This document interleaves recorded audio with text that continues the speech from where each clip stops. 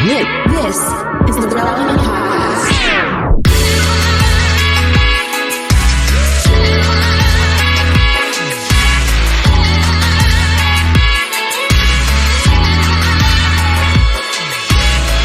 It's episode 1061. Holy cow. And it's the Relevant Podcast here in Orlando. I'm your host, Cameron Strang, and joining me from Loverland, Virginia, it's Jesse Carey.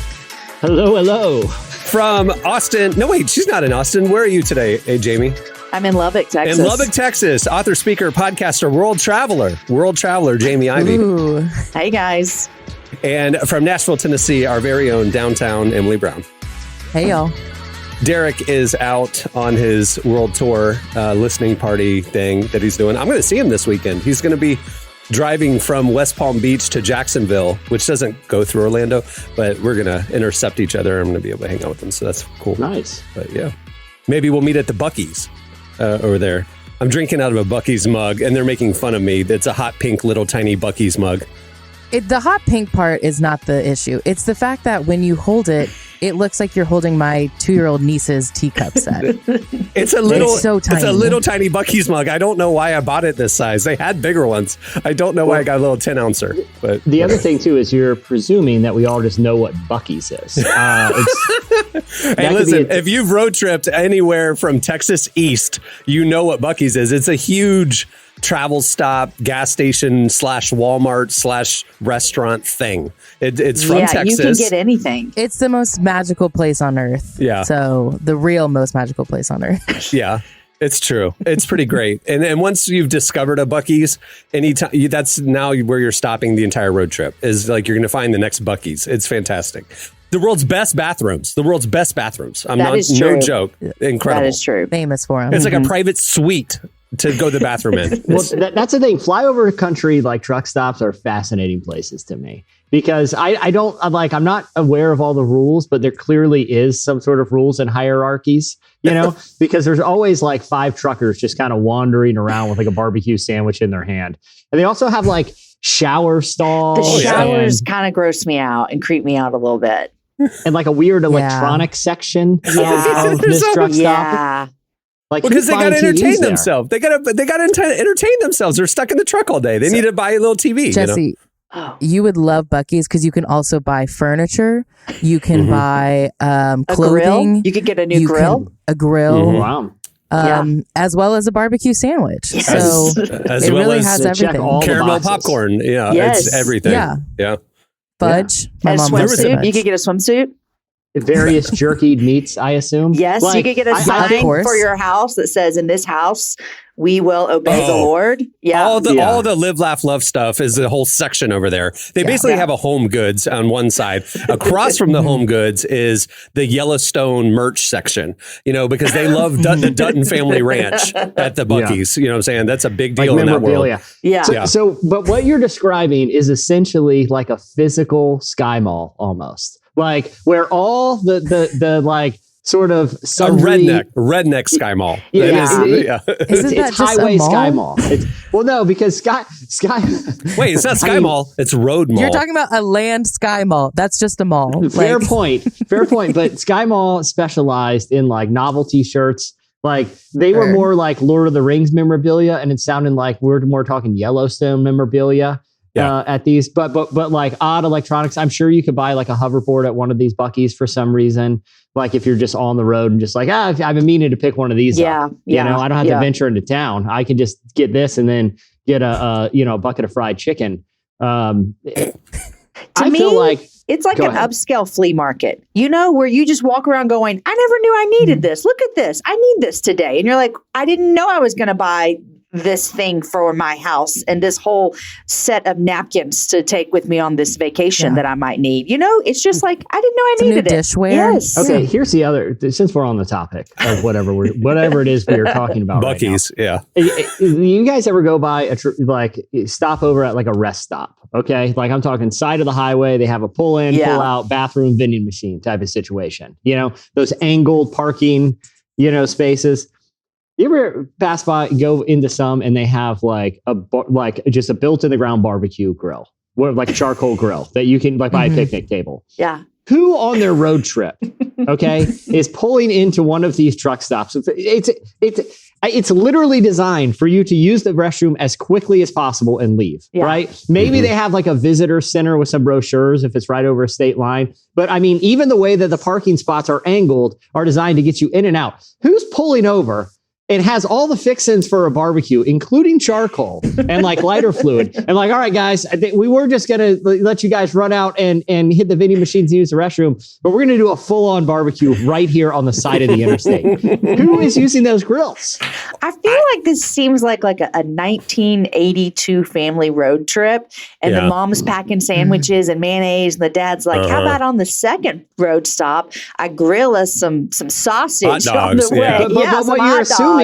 But what you're assuming is on this road trip, he has packed a cooler that will keep meats preserved for hours and hours and hours. And then at some point, instead of like going to like a state park or something to enjoy dinner, they are pulling off at a roadside rest stop, just on a random strip of interstate. And he is unpacking the grill and they're just doing the barbecue right there. It just, I don't know. There's something about those that have always just bothered me a little. It's kind of weird. Yeah, it's kind of weird. Buc-ee's was smart because they put Tesla chargers at all the Buc-ee's. So basically, that's where we would always stop for our road trip, was at the charger. You leave it for 15 minutes and you go in and avail yourself of all the Buc-ee's luxuries. It was quite nice. It made it a very good road trip. Go Buc-ee's. Like, go buy stuff. We were about to leave and I had bought some snacks and stuff, and Cohen was like, I need a cup. And I was like, oh, here's some money. Go run in and buy yourself a cup. And he comes back out with a set of Buc-ee's wine goblets. So I have a set of wine goblets in my house with this beaver face on them. Wow. I was like, why'd you buy wine glasses? He's like, they were the only glasses I saw, or cups I saw. It's like, okay, buddy, well, these are for wine. And if we get pulled over, they're not going to think that's Diet Sprite in the wine goblet, buddy. Like, you know. For some reason, drinking wine out of a Buc-ee's wine glass seems like even a step below drinking wine out of like a Dixie cup. Like, it is life has hit rock bottom. Yeah. Like what was, if someone's like, what was your rock bottom moment? One night I was having boxed wine out of Buc-ee's wine glasses. On the side of a road at a rest stop. My dad was grilling. Rock bottom. Oh, where was he grilling? Just right off I-35. It was just... you know the rest stop about mile 42 over the state line? Right there. Yeah. I mean, it's very close proximity to the bathrooms that hundreds of people are using an hour. But, you know, it's open air. So quick in and out barbecue. Cameron, when you went to Buc-ee's, or any times you've gone to Buc-ee's, have you taken a picture with the like 6 foot tall beavers or Buc-ee's beaver? Not me, but there I do have a picture of Cohen with the Buc-ee beaver.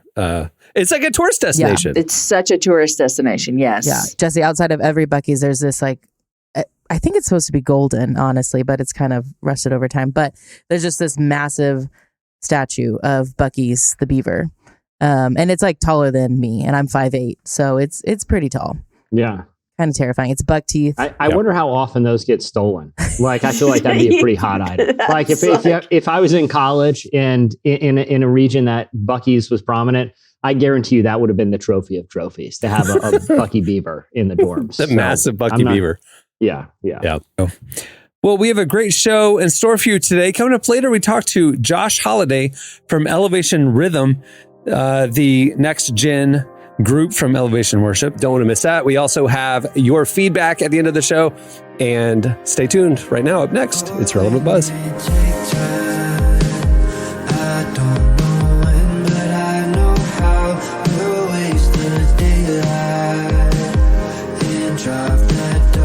To the ground. All we ever had on paper was a wild imagination. All we ever had to wager was my wild human nature. I know, you know, it takes fire to find the weakness. I know, you know, old horizons fall to You're listening to Gus Dapperton. The song is Horizons.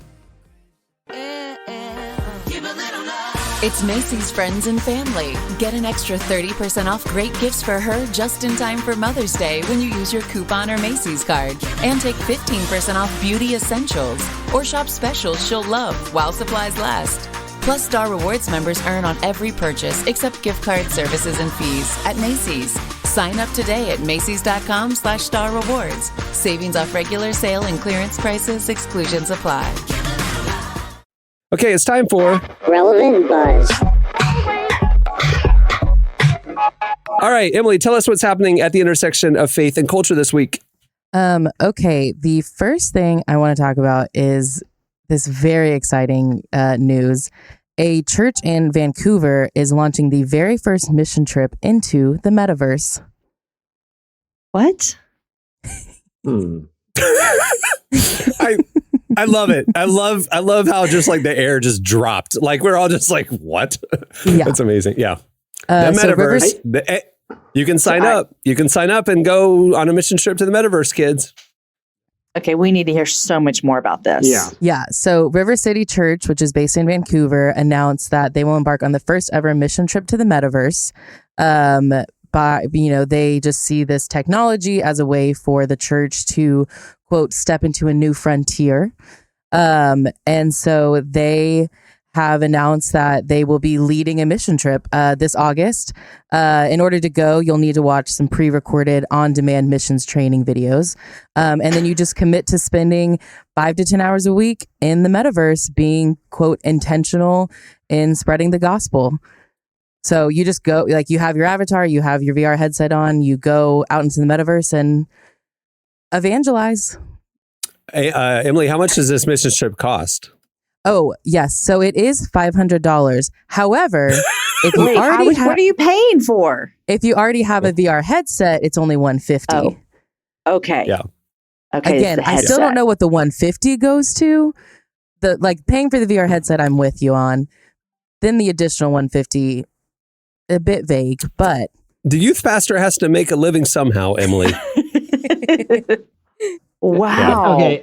I have a lot of questions here. Good. Yeah. Like, well, first off, the metaverse is still a thing. Like, No, I thought they it's pulled the not. plug on that. I wasn't Everybody even pulled aware. the plug on I it. got to be honest. I didn't even wasn't aware it formally launched at any point. Like, Dude. I saw the videos and I knew, like, it was like the Zuckerberg was touting it as the future. But I was like, this is already up. Like, people are already metaversing. And then No. all of a sudden, it's like, nah, the metaverse didn't really work. So one is just the surprise that there are people in the metaverse to evangelize. But isn't the other thing with missions work is that you're reaching people who are unreached, not just people who are on a random tech platform? Like, isn't that kind of the idea of missions Well, work? I mean, That- they take mission trips to New York City on spring break and different places too. Yeah. I mean, so it's just intercepting. It's just we want to annoy people wherever they are. Is the thing is we just want to walk up to you and evangelize you whether you want it or not. are they going to do like human video skits in the metaverse? That's what I'm wondering. I want to see the little wee emoji looking Jesus figure getting crucified and then the fight of good and evil. And Oh my let's do some gosh. human videos. Let's do some human videos in the metaverse. But to your point, Jesse, and it's just like the church is like 3 years too late. Like, it's just like, who thought this was a good idea? This is this isn't a thing. So Anyway, are they saying, Emily, is it more kind of like they're kind of coming from it with like, okay, we already know our kids are, here doing things on the internet like that. So let's just equip them to do things better. Is this what's happening? Well, kids doing things on the internet, maybe that's why they need Jesus. You know what I'm saying? I think it's just That someone is a probably problem. on staff is really hoping the metaverse takes off. And so they're just like, if we get mission trips going, more people will want to join Okay. it. I think they probably have like a personal vested interest in the metaverse being successful. Oh, see, That's my you think theory. somebody? Okay, Oh. there's some tech entrepreneurs that take. go to that church and they're Yeah. like, Hot take. we need to boost the user data of our. Yeah, okay, I got you. Okay. Yeah, I'm trying to think what my reaction would be if I was in the metaverse with my Oculus on, wandering around, minding my own business, which I again, not clear what you even do in the metaverse. You know what I mean? The value proposition, all I know is you could have like very elaborate conference calls. Like that seemed to be the pitch Yeah. from Zuckerberg is like, oh, cool. I can see little, footless avatar of you while instead of just looking at you on a Zoom screen like a normal human. But like if I'm in a conference call and there's someone just wandering by asking me about my relationship with Jesus, even though I obviously support that cause, I might be, can't you see we're having a business meeting here? This is the metaverse. This is what we do. Who invited you? How did you even get here? How did you find us? It would also be so easy to just like drop that conversation. Cause like when you're out on a mission trip, like this sounds bad to say, but you can kind of corner someone into having a conversation about Jesus. If someone tries to corner me having a conversation about Jesus, I'm just taking the headset off and we're calling it a night. Like it's very easy to just drop the call in the metaverse, I feel. Well, okay, so let's take off our cynical hat, which is completely justified, and think about the fact that, their heart and their thought process is there's probably a lot of lonely people who are having to do VR for human connection and they're hurting. And so why don't we be in that space where they are? And if we can organically talk to them about Jesus and stuff like that, it could impact their actual life. That, non-cynical take, I can see why they would want to do this. Cynical take, this is stupid. So there you go. Oh, gosh. I was very cynical. All right, what else we got going on? Some interesting news. Super Mario Brothers is now the biggest movie of the year. Have you guys seen it yet? No, I didn't even know there was a Super Mario Brothers movie out. I am lame. It's huge. Chris Pratt is Mario. So this has been highly controversial because they cast Chris Pratt we talked about as it Mario. At my table, my dinner. My kids talked about it. Yes, we talked about it. Okay, carry on. I do know. This was a dinner conversation the other night. So we thought when we heard about this, like, oh man, this is gonna be problematic. This is gonna be poorly done. Da, da, da. And then lo and behold, it makes $600 million its opening week. And then it's like on its way to $1 billion right now. And it's the biggest movie of the year, global phenomenon.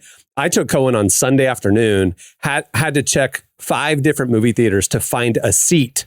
Wow. Like it was so packed. This is 2 weeks in. It's crazy. I mean, and at the end of the movie, like packed theater Sunday afternoon, and the theater erupts in applause when the credits rolled. I was like, what is going on? Really? The Mario Brothers is a huge hit. Yeah. So yeah, it's having a moment. And what's interesting is around the same time, the Library of Congress has decided that the Super Mario Brothers theme song is also super important, and they have officially inducted it into the National Recording Registry. And so it's the first video game theme song to be inducted. So this means that, for the rest of history, it will be preserved forever so that future generations, they'll know that the Super Mario Brothers theme song was super important. Crazy. Wow. And people in our age, like you hear that song and you're just like taken back to like summer break. Mm-hmm. I mean, it is just, that was what we did. Mm-hmm. And it's apparently an important work of art and having a moment. So yeah, I can't believe it's going to pass $1 billion. Like that is wild to me. Like that's so much money. That is crazy. One thing that was interesting to me was that Chris Pratt actually did a good job, like the voice wise. They did a good job explaining why he didn't have an over the top Italian accent and stuff. So it's like, okay, all right, we're okay with Chris Pratt now. All right. So just everybody calm down about the bad casting. He did a good job. So I don't know why people are been out of shape in the first place. Like, because I feel of cultural appropriation stuff, man. They're like, well, why don't you cast a real Italian to play the Italian? That's why. Same reason why they're upset about the Moana or whatever, the Lilo and Stitch. Lilo and Stitch. I feel, but the thing is though, like if you know the Mario origin story, it's Mario as an institution is cultural appropriation. It's not like Italians made it. The reason Mario has a mustache, it's true. Yeah. The reason Mario and Luigi have mustaches, the reason they're Italian in the first place is because pixel animation at the time of its release was not up to the place where they could do detailed faces, right? So in order to get around it, if you look at the early renderings of Mario with pixels, they put in mustaches so you could distinguish the nose from the mouth. It was the only way to do it with the pixels available. Oh. And so then they just reverse engineer it. They're like, well, why do they have these mustaches? They're like, well, maybe they're Italian. But the reality is they had nothing to do. But why do mustaches make you Italian? I think they were just trying to figure out a way to make the animation work. Okay. And so, but it was Japanese animators. It wasn't, we're not talking about like some famous like winery in Italy that was swooped in and appropriated for international profit. We're talking about Japanese, pixel animators in the 1980s that slapped a mustache on two of the characters they were created and called them Italian because they couldn't draw better. Like, that's the reality. Anyway, but I'm going to stop ranting about that. But the thing about the Chris Pratt thing was like, one, Cameron, I'm with you. I think he did a good job. But I also think some of these animated movies, they could just hire like random voice actors, and because if I wasn't told that Mario and Luigi were Chris Pratt and Charlie Day, two actors who I've consumed a tremendous amount of their content, I don't even know. If I was in the theater and didn't know it was Charlie Day and Chris Pratt. Seth Rogen was great. Yeah. Because he laughed as Donkey Kong. But Jack Black was Bowser, and I could not place that voice. Like, he didn't sound anything like Jack Black. So he did great. The Peaches song. Yeah. It was a great I've heard that might be nominated for like a Grammy or an Oscar or something. No the song way. Peaches. Yeah. As it should be. I think it maybe like it best should. original song at the Oscars or something. I mean, like when we were leaving, like Cohen's like, yeah, it was okay. I think he's a little too old for it, But he's like, but I really like that song that Bowser sang, he's like, Jack Black did a great job. And I'm like, that's my son's review of the Mario movie, is that he really liked the song. So yeah, I haven't seen the movie, and I don't know if you can do this without spoiling, but under what context does Bowser need to sing a song about peaches? He's in love with Peaches, and he's professing his love for her, and he's trying to get her to marry him. So he's like at the Princess piano, singing a love song about Princess Peach. Yeah, He thought it was like Georgia Peaches. Yeah, I really thought it was the fruit. And I was it was like, him and Justin Bieber talking about I get my peaches from Georgia. Bowser was like, I get my weed from California. It was a great song. If Justin Bieber made a cameo in the Super Mario Brothers movie, that would be... I don't know. Well, he could have. That's the thing. Jesse, you do have a good point though, because when I go see the times that I've seen an animated movie, it's never been, oh, I can't wait to hear so and so's voice. It's like, no, I'm interested in like the general story or something. Like, there's never been a movie that it's like I didn't want to see it, but then I found out, Chris Pratt was doing the voice, so now I have to see it. It's like, it's just interesting. And the reason isn't because they're like, man, Charlie Day. I do think he has a funny voice, but like they're not like, man, he will do better than a seasoned voiceover actor who does like video games or audiobooks or things. They do it because when the movie comes out, there's a publicity cycle, and they go on late shows and they post on Instagram, and they post, Chris Pratt will post on his IG stories of him getting ready for a premiere to drum up buzz. I'm saying it's not an ineffective strategy. I'm just saying, like, as a viewer, you're not even really aware who these voices are. And honestly, there's not even that much dialogue in the movie. It's the dialogue sets up a chase scene. There's the side scroll scene. There's a Mario Kart scene. There's a Super Smash Brothers scene. All the dialogue does is to serve up the next action scene, So you could have just gotten randos to do it. Did you fall asleep at all during it? I did. Did you? No. Well, it was barely 90 minutes. I know. I got a tight 15-minute nap in there. It was a tight 15. It was great. By the time my chicken tenders, I only go to cinema cafes now. That's just my thing. I'm not going back to regular theaters after you've tasted the fruit of how those recliners and hot food. But by the time my chicken fingers came and I reclined for a minute, they're storming Bowser's castle. Like, it's almost over. Yep.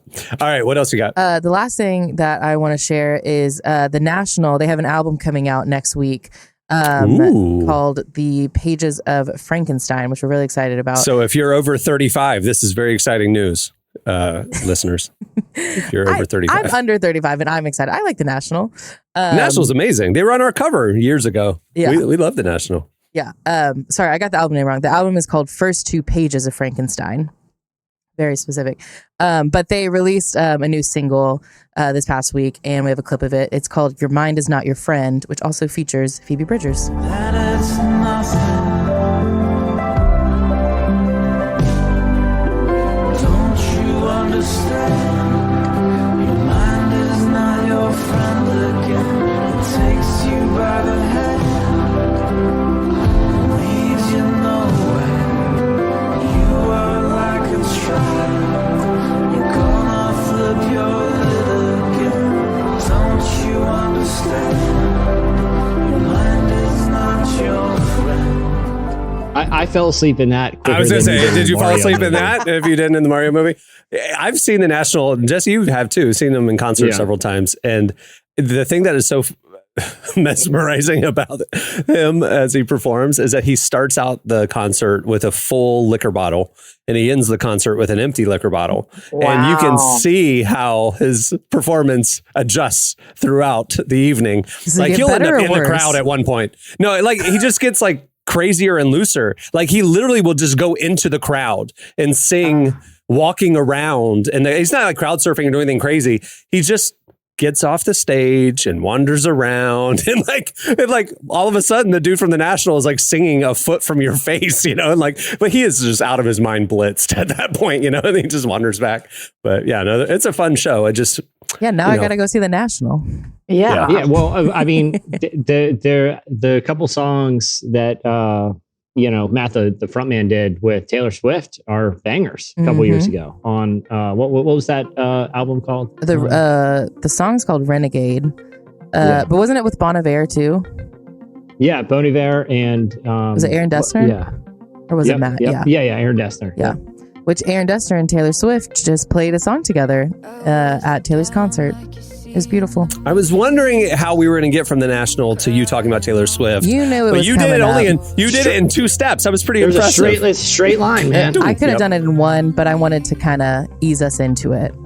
So, So that's why you brought the National clip, so you could reference a because little I bit just of wanted Taylor to talk Swift on about the Taylor podcast. Swift, actually. Yeah, got it. All right. Well, there's a lot more where that came from. Check out relevantmagazine.com every day where we're covering the intersection of faith, life, and culture.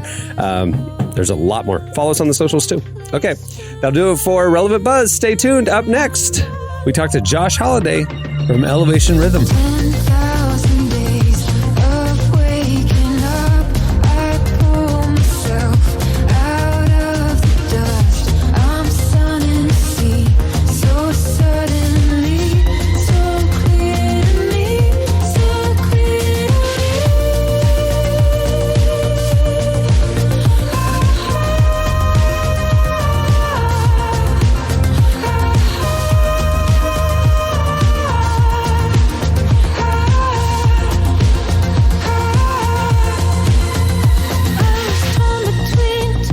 You're listening to Mia Follick. The song is So Clear.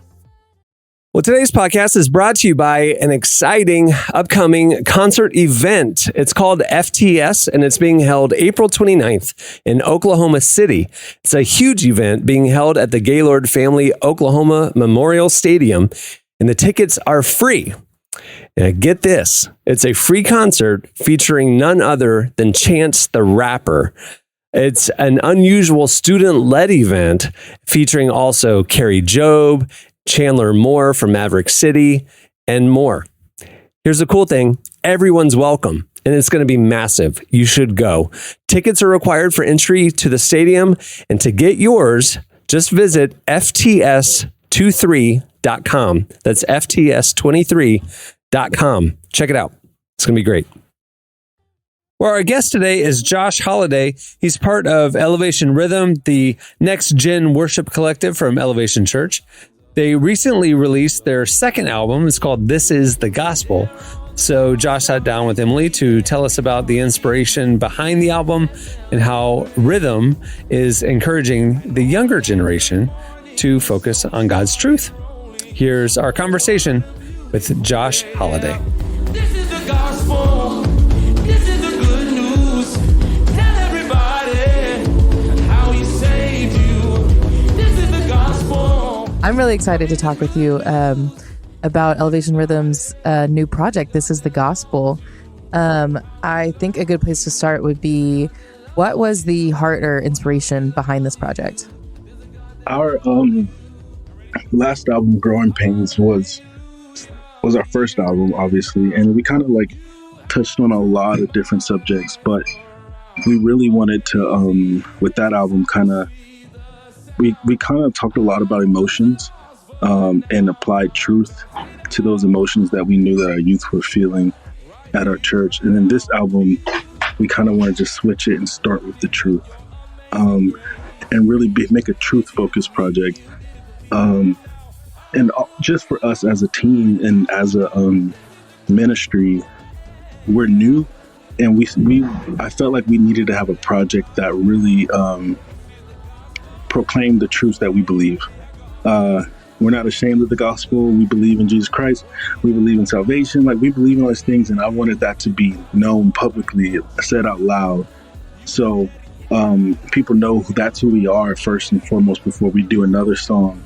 I wanted people to know that, like, this is the God that we believe in. This is Christ is the center of everything that we do, and this is the good news, and this is the gospel. And so that was the whole purpose of the album. And it's cool because our youth are in the same space. Like, they just want to know truth, foundational truths. Like, they're building their faith right now, and so it's good for them to build their faith on truth and have a strong foundation of that. And everyone kind of says, like, oh, we're the voice of the next generation, and it was like, it's important that you really give them foundational and practical things as well, not just kind of like give them the vibes. Because these are the things they're building right now. And so we know our youth are also building, and we want to make sure that what they're building on is the gospel.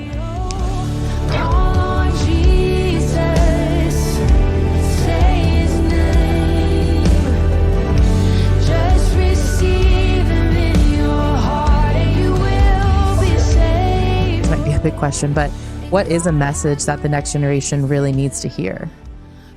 I think that they need to hear that they're loved. I think that there's an identity crisis that happens with the now generation of instant. Now, like, fame looks different than it looked 10 years ago. Before, fame was almost like a little bit unachievable. It's like, oh, to be famous, you got to be on a TV, and who knows I didn't even know how to get on TV when I was a kid. Right. And so now, like, the TV has become the phone, and the phone, like, getting on the phone is just simple as uploading something, and people are like instantly responding to whatever they're responding to you, they're responding to your day, whether it's positive or negative. I think that there's just so much, so many other things that are really shaping their identity, and there's a very I think there's a need for people to know how Christ sees them. Like, the next generation needs to know how Jesus sees them, because it's going to be hard sometimes. Like, it's going to be hard. It's going to be confusing when you're growing up with, like, oh, like, I don't know. And I feel like that's every generation. We talk about, oh, identity and, like, knowing that, but it's true. And in 10 years from now, it's probably going to be the same thing. But I feel like maybe that's the struggle that you go through as you're going from 15 to 21. And we just need to be just as loud with the truth as the world is loud with all the lies. I put my trust in the Lord. I won't let fear keep me on the shores. May I venture out into the Well, I know the project just came out last week, but I am always curious, like, what is next for Elevation Rhythm? Do y'all have any plans? Oh yes, we're not stopping. We're working on like 3 different projects right now. Y'all are really busy. The thing about our church is, like, our pastor in, like, Elevation Worship, like, they've set the pace. Like, it's like to be, like, in the same ecosystem as them. It's just like their energy and, like, how they're always writing, and, like, Sunday mornings, it's just like our church is just like, we love writing songs.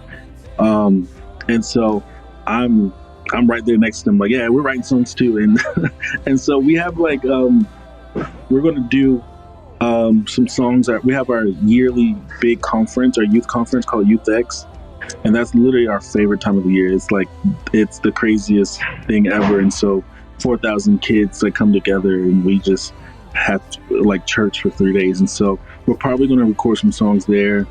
We're also working on another project that's going to be a little bit more, a little bit more chill. I think we're still discovering who rhythm is. Like, to answer like what is rhythm, who's rhythm, every time we do a project, that's another answer. It's like, yeah, we're also this. Oh, we're also that. Oh, we're also this. And so the reason why we're like continue to write and continue to put out songs is because we're just kind of I feel like God's just unraveling something within rhythm. And so we don't want to put ourselves in a box before God has put us in a box. And so we're not trying to rush putting ourselves in a box. And so we might do like a more singer-songwriter, like almost like a kind of like a Phoebe Bridgers, Lizzie McCall, like that kind of style. Okay. We have like some songs like that, which is kind of left field from This Is the Gospel. Yeah, a bit different for sure. but like a root, something like that. And then we have our Youth X, like our conference, that's more like high energy, crazy youth conference music. So stuff like that, we're still like I said, we're still just kind of learning who rhythm is as we go.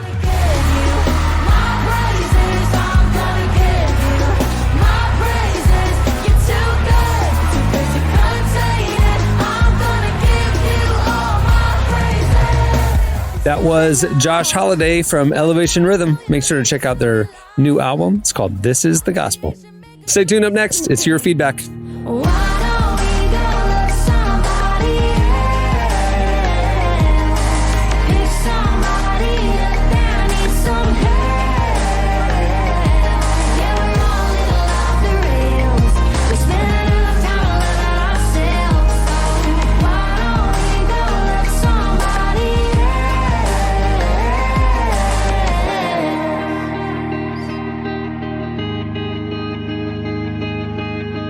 Make it all about me, I'm on my own planet. Round and round I go, take it all for granted.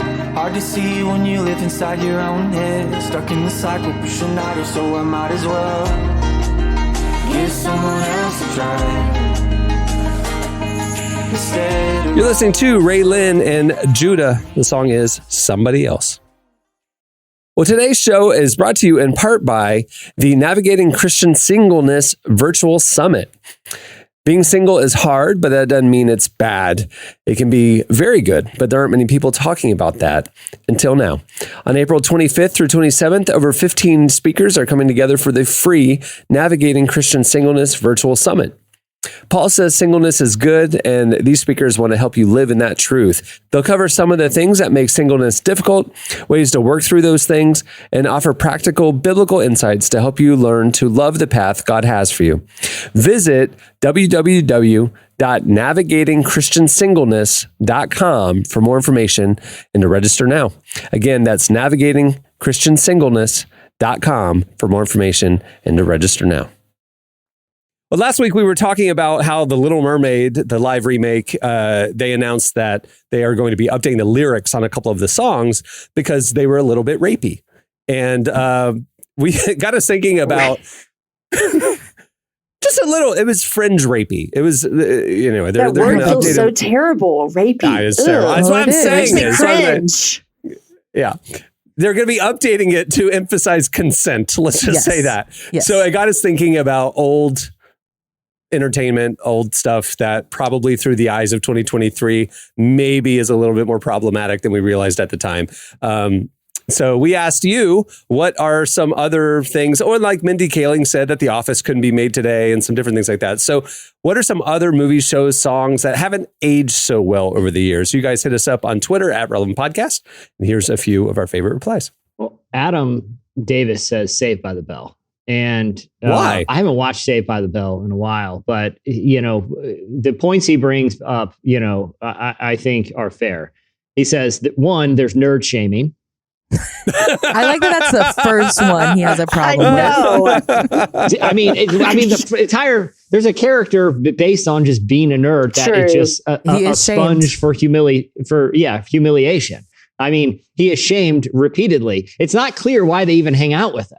Like, why Screech is even part of this group of very attractive high schoolers who appear to be in their 20s at the time.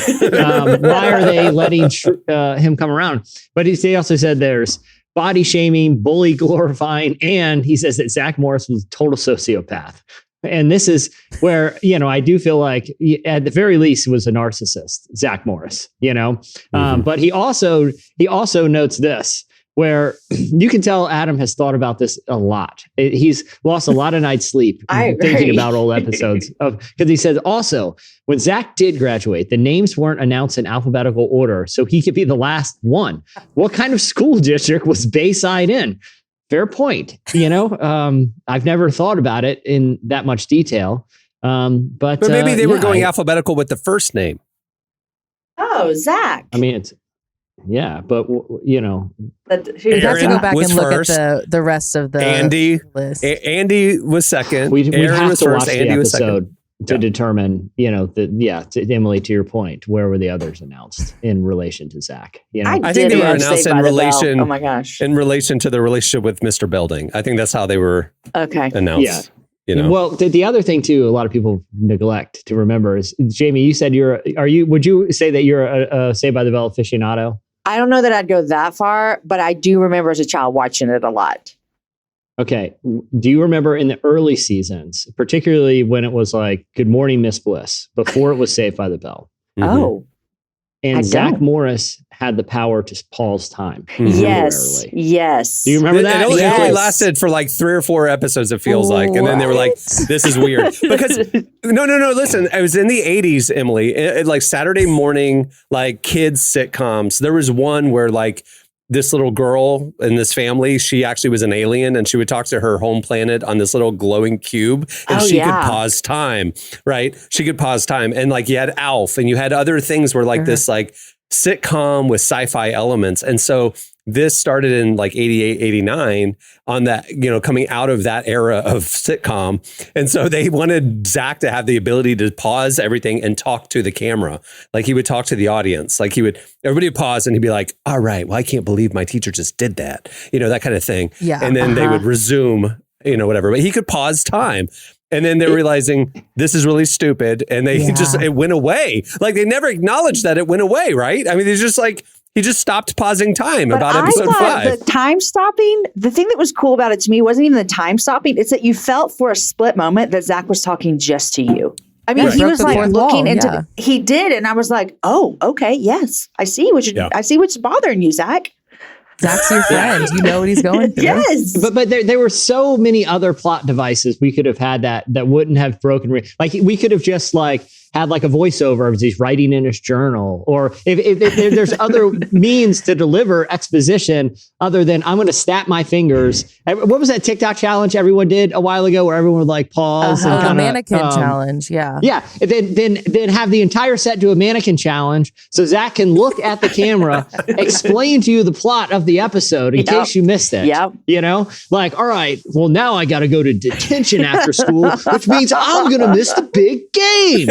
Snap, and it's like, we got it. We just saw the first 10 minutes. Okay. The first act was well established. We know the conflict. I know this is for children, but you don't need to spell it out like that, especially if the means of spelling it out is some sort of sci-fi superpower twist. Oh my gosh. It's true. And why did they stop? Like, when did they stop? And that's my thing. It's like he had this superpower, and they never acknowledged it after the first 10 episodes. The thing is, did he maintain the superpower? Right, Could he do it to the end? Was he doing it just off camera? Was he doing it to get away with stuff? I'm going to pause time and sneak out of the house and like whatever. And we just don't know. Yeah. Yeah. Did he pause time, take the graduation list, and scratch his name out and write it as the last one? We don't know. Maybe it would plug a lot of holes if and the filmmakers were like, oh yeah, he totally had that power the whole time. We just felt like the show was more interesting if we kept that off camera. But we presume the audience knew he was pausing time at will, Yeah. Well, there you go. Saved by the Bell. All right. Are there any others? Let's see. So there's actually one that I wanted to mention. It wasn't from feedback, but I've been watching this TikTok series because this guy has been rewatching Seventh Heaven, and he's been recapping all of the like insane storylines in Seventh Heaven, which I remember watching it when I was younger, but I was a little bit past my time, so it was kind of out of it. But there were some very unhinged storylines on Seventh Heaven. I don't know if never y'all watched remember Seventh these. I want to hear some examples. So, Yeah, okay. I never watched it because it was just like generic, safe for the family, like Yeah. Hallmark movie level television that like all the Christian families could gather around because it was a pastor family. And so Yeah. like it was like the one sitcom show drama that like Christians were saying, hey, they represent our values. Yeah. So, Well, okay, but I so- never watched it because of that. So there was one episode, he basically does like a video per episode. So there was one where the pastor's sister came in town. Turns out she has an alcohol problem. And so to address it, Wait, they is lock she an her in a alcoholic room. or Yeah, she's an Okay. alcoholic.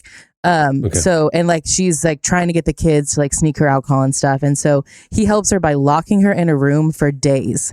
And she Wow. like begs the kids to let her out. And they're like, no, we're helping you. We're helping I'm you. going through withdrawals. Like, This is so sad. and then finally, like, she comes to the Lord and is like, you're right. I don't need alcohol. I need Jesus. And like, which it just like the way that it's like, you have to see like she like throughout the episode, she just looks more and more like disheveled because she's not allowed to like leave this room because she's being kept prisoner. It's just like You a know whole what? thing. This is a great evangelism strategy for the metaverse mission trip. Like trap players into a level where they can't get out. And you're like, I will let you out once you accept Jesus Christ as your Lord and Savior. You know, like I like this idea of confining people. That's good. What could possibly go wrong? What could go wrong? That's what I'm saying. Well, watch Seventh Heaven and you'll see. What else? Like do another one. I want another one. There's one where like the dynamic between the siblings is really weird. Like one of the daughters, she like goes to the brother to ask for advice on like intimacy and like kissing and stuff like that, which is just an odd conversation to have with your brother. It's you just need to watch it. Like it's so hard to. And then he was like, here, I can't really describe it. Let me show you. Let me just show you what I'm I talking mean, about. yeah, like it kind of gets to that level almost. Where No, no, it doesn't really do that, does it? No. I'm joking. But it like borderline gets you watching it and you're like, are they like this is getting into weird territory? It's very unhinged. And again, like I remember it for like, oh, it had the Christian values and stuff. And I'm like, are these the I'm telling Christian you, man, values we're the talking 90s, about? The 90s was a weird television era, but I did look it up. It is the longest running series on the WB. Seventh Heaven. 11 seasons. you know what? I'm shocked. I'm shocked to hear that the WB existed for 11 seasons. So, you know, No, I don't Wow. think that it merged with somebody else and came the CW. So you're right. That's right. The WB had that frog. Remember, it had that frog as the logo. Like it's like burr, burr, burr, burr, and like the top hat frog. I was never able to distinguish the difference between the WB and CW, to be honest. It seemed like a lot of teen dramas and then a lot of superhero shows. And then I think the superhero shows became teen dramas. Like Smallville just became like a teen drama set at, in the world of Superman, which, it was just a simpler time, I think, for TV. You just Riverdale. accepted. Yeah, exactly. All right. Well, there's more of the feedback where that came from. You can go check out our replies at Relevant Podcast. Other people mentioned Animaniacs, 30 Rock, which I don't think 30 Rock fits in this category. I think 30 Rock was fully aware of what they were doing at the time. But anyway, okay, so it's time for this week's Editorial question of the week. Hey. Okay, well, at the beginning of the show, we were talking about my Buc-ee's mug, my hot pink, little tiny Buc-ee's coffee mug. And it got, we were telling Jesse about the wonderful world of Buc-ee's. It got us talking about road trips, thinking about road trips. It's spring. It's getting into summer. Like I road trip last summer. Let's road trip again this summer. Let's do road trips. So we want to know your craziest road trip story. Maybe it's your favorite weird rest stop that you found, roadside attraction that you stumbled onto, biggest ball of yarn, the Precious Moments Museum in Missouri, like something that you've done on a road trip that is just bizarre and funny. Tell us your story. Hit us up at Relevant Podcast on Twitter, and we will read our favorites on next week's show. To me, if there's a roadside attraction, we're stopping. You're stopping. I mean, you got to. I mean, it's why it's literally why it's there. Are you talking about like the big ball of yarn on the side of the road? Like yeah, the big ball of yarn. Or like if you're on the East Coast, when you go on the South Carolina, North Carolina border, there's a big south of the border. We talked about it after I got back from that road trip. I took Cohen to south of the border. It is the most problematic place in the history of problematic places. It is a time warp. Like it should not exist. Even the billboards are just advertisements for like stereotypes of, you know what I mean? Like it's bad. How it exists is beyond me, especially in 2023. Yeah. But when we were there, nobody was there. So maybe it won't exist very much longer. Anyway, hit us up with your craziest, weirdest roadside road trip experiences. And I like this. This will be fun. Well, before we wrap things up, I want to thank Josh Holiday for joining us today. Make sure to check out Elevation Rhythm's new album. It's called This Is the Gospel. It's available wherever you get your music. Make sure to check out the spring issue of Relevant. We have a cover story with Michael B. Jordan talking about the very personal direction he took Creed 3. We talked to Colony House, Beth Moore, the team behind Jesus Revolution, and a lot more. You can view it for free and read all the articles right there by clicking the magazine tab right there at relevantmagazine.com. If you want to get the beautifully designed enhanced edition, subscribe to Relevant Plus. We do this enhanced magazine. We also give you an ad-free reading experience at relevantmagazine.com, ad-free podcasts, exclusive subscriber podcasts, and a lot more. You can find out all the information right there at the site, and plans start at just $250 a month. It's the best way to experience our content. Okay, on that note, we'll wrap things up. I'm Cameron Strang. I'm Jesse Carey. I'm Jamie Ivey. I'm Emily Brown. We will see you on Tuesday. Have a great weekend, everyone.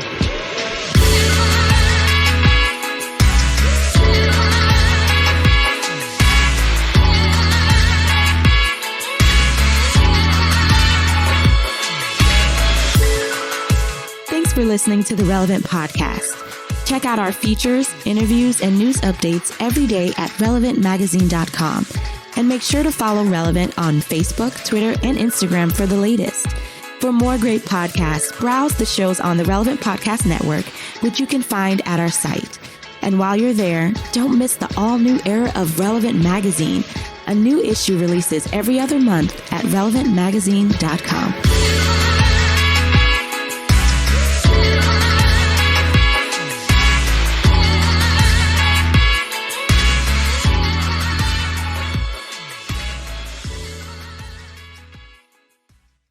You're presuming that we all just know what Buc-ee's is. Relevant Podcast Network. We're all looking to make more sustainable choices, but making your own shoes out of natural materials could pose a few challenges. At the Allbirds Innovation Lab, they're doing all the sciencey stuff like research and testing to create shoes from natural materials, like leather made from plants, eucalyptus tree fiber, and sugarcane. It's not rocket science, it's shoe science. Allbirds is making shoes better than natural. They're supernatural. Find your perfect pair at allbirds.com today. That's ALLBIRDS.com.